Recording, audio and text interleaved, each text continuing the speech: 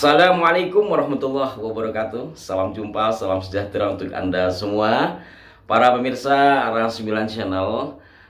Jumat tanggal 4 bulan 11 2022 ini ternyata di Jakarta dan agaknya juga di sebagian daerah terjadi gerakan massa demo 411. Angka 411 ini tentu mengingat kepada demo yang sama pada beberapa tahun yang silam. Tetapi istilah angka-angka ini 411 kemudian tergerus oleh angka 212. Mungkin sebagai sebuah wahana untuk menyampaikan aspirasi. Tapi yang agak mengherankan bagi saya dan sebagian kawan-kawan, kok demo mari-mari ya.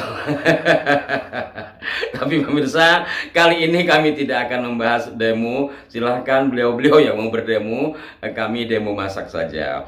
Sesuai dengan angka 212, 2 tambah 1 sama dengan 3, 3 tambah 2 sama dengan 5. 411, jadi 4 tambah 1 adalah 5.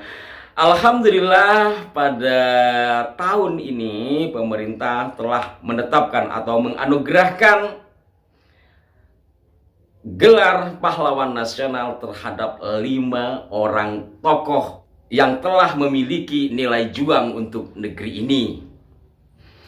Kelima tokoh itu antara lain Dr. Soeharto, beliau sangat dikenal dan beberapa kali kami bahas di Arah 9. Dan yang berikutnya adalah KGPAA Paku Alam 8 dari Yogyakarta, Dr. Raden Rubini Nata Wisastra dari Kalimantan Barat, Haji Salahuddin bin Talibuddin dari Maluku Utara, dan Kiai Haji Ahmad Sanusi dari Jawa Barat. Kelima tokoh tersebut pada tahun ini oleh pemerintah Republik Indonesia dianugerahi sebagai pahlawan nasional, tanpa menyampingkan beliau-beliau yang sudah banyak berjasa tapi belum mendapatkan anugerah. Anugerah adalah satu penghormatan dari pemerintah, tapi yang belum mendapatkan anugerah tentu saja perjuangan mereka akan tetap dikenang oleh bangsa ini dan insya Allah juga dicatat sebagai amal saleh. Para pemirsa sekalian, dari kelima tokoh tersebut saya akan mengulas satu di antaranya, yaitu Dr. Soeharto. Dr. Soeharto adalah seorang dokter yang menyertai Ketua BPUPKI dan tokoh bangsa ini, yakni Dr. Rajiman Widyodiningrat, Insinyur Soekarno, dan Bung Hatta. Ketika ketiga tokoh ini yang duduk di BPUPKI diundang oleh pembesar Jepang yang berkedudukan di daerah Dalat, Vietnam. Beliau berangkat dari tanggal 9 dan kembali lagi ke Jakarta pada tanggal 14 Agustus. Jadi memang peranan Dr. Soeharto ini sangat luar biasa. Kemudian juga kisah yang mengharukan ketika Dr. Soeharto dengan penuh ketelatenan mendatangi Bung Karno di saat menjelang proklamasi kemerdekaan Republik Indonesia pada hari Jumat tanggal 17 Agustus 1945. Seperti yang pernah kami ulas, pada malam tanggal 17 di kediaman Laksamana Muda Maida terjadi rapat yang penuh dengan ketegangan karena pada malam tanggal 17 Agustus itu para pemuda pejuang dari PETA dan yang lainnya siap untuk memerdekakan bangsa ini. Sementara kondisi negeri ini pada saat itu adalah dalam status quo, di mana Belanda yang sebelumnya dikalahkan Jepang, kemudian Jepang dikalahkan oleh sekutu, yang mana sekutu ini di dalamnya ada Belanda. Maka mestinya Jepang menyerahkan kekuasaannya, yakni negeri ini kepada sekutu. Tetapi pada malam itu Bung Karno, Bung Hatta, Dr. Ahmad Subarjo, dan yang lainnya melakukan rapat setelah sebelumnya Bung Karno dan Bung Hatta diculik oleh sekelompok pemuda PETA yang dibawa oleh Sukarni ke Rengas Dengklok, kemudian diselamatkan oleh Mr. Ahmad Subarjo sehingga berhasil ke Jakarta dan terjadilah rapat yang menegangkan itu. Singkatnya, rapat itu selesai dini hari. Menurut catatan Ahmad Subarjo, beliau pulang dari kediaman Laksamana Maida, yakni tempat rapat tersebut, pada jam 6 pagi dini hari. Ahmad Subarjo pulang ke rumahnya, yang lain juga pulang ke rumahnya. Begitu juga dengan Bung Karno, pulang ke Pegangsaan Timur 56. Di Pegangsaan Timur 56, sebagaimana telah disepakati, telah berkumpul masyarakat, para pejuang dan yang lainnya untuk menyaksikan detik-detik proklamasi kemerdekaan Indonesia. Sementara sang tuan rumah, Insinyur Soekarno, masih berada di dalam kamar. Pada sekitar pukul 8 pagi, diketoklah pintu kamar Bung Karno oleh seorang dokter. Dialah Dr. Soeharto. Mendapati Bung Karno sedang sakit demam panas yang sangat berat. Pelan-pelan Dr. Soeharto memegang kaki Bung Karno dalam kondisi panas. Kemudian Bung Karno terbangun. Mas, aku pating greges. Pating greges adalah sebuah istilah demam panas yang sangat hebat. Pada saat itu adalah bulan puasa Ramadan. Dr. Soeharto menyarankan Bung Karno untuk membatalkan puasanya, lalu memberikan suntikan serta menyarankan meminum obat.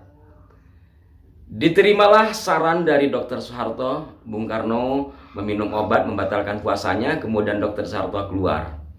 Beberapa saat kemudian, setelah dipandang cukup, Dr. Soeharto kemudian mengetuk pintu kamar Bung Karno lagi, dan didapati Bung Karno sudah agak segaran. Dr. Soeharto mengabarkan, Mas, di luar sudah banyak orang. Para pejuang sudah berkumpul di halaman. Mereka hendak menyaksikan detik-detik proklamasi kemerdekaan. Bung Karno lalu menanyakan, Hatta sudah datang? Tolong panggil Hatta, suruh kemari. Dilaksanakanlah tugas itu. Dr. Soeharto menyuruh seorang anggota PETA untuk menghubungi Bung Karno. Singkatnya, kemudian mereka terjadilah pertemuan di dalam kamar tersebut, di mana pertemuan ini disaksikan juga oleh istri Bung Karno, yaitu Bu Fatmawati. Hanya saja apa yang dibahas di kamar tersebut, Bu Fatma tidak menceritakan. Para pemirsa sekalian, kisah ini mengandung banyak makna. Pertama, kalau saja Bung Karno tidak terselamatkan dari sakitnya sehingga beliau masih panas, kiranya berat untuk membacakan teks proklamasi. Sementara kondisi Jakarta pada saat itu sedang penuh dengan ketegangan. Tapi berkat bantuan Dr. Soeharto, Bung Karno kemudian reda demam panasnya. Artinya apa?